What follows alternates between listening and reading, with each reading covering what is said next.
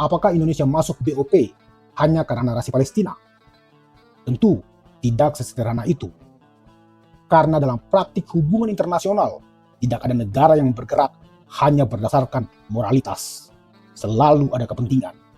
Dalam konteks ini, kita harus melihat bagaimana Presiden Prabowo membaca peta kekuatan global.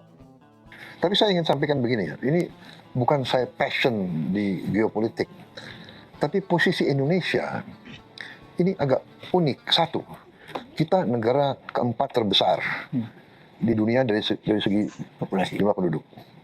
Kedua, kita negara yang mungkin memiliki sumber daya alam salah satu mungkin 5 atau 6 negara terbesar di dunia.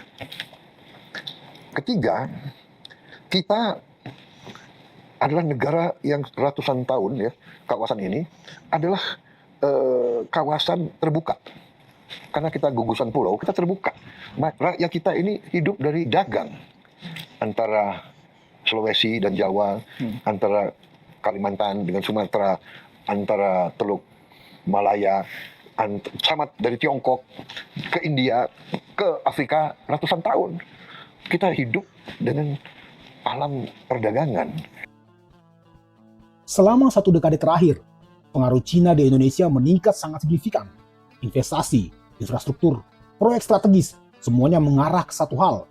Indonesia mulai dipersepsikan baik secara regional maupun global sebagai negara yang semakin dekat dengan orbit Beijing. Dan dalam geopolitik, persepsi itu berbahaya.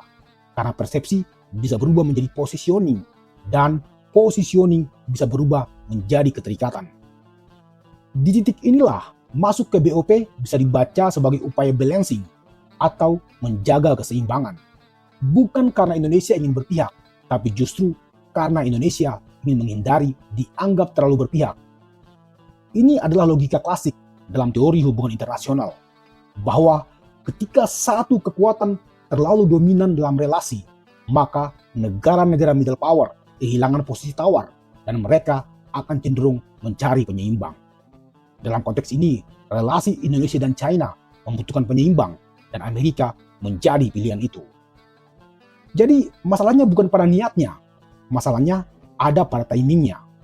Indonesia masuk ketika sistemnya tidak stabil, masuk ke dalam struktur yang dikendalikan oleh kekuatan yang sedang bersiap atau bahkan sudah melakukan eskalasi militer.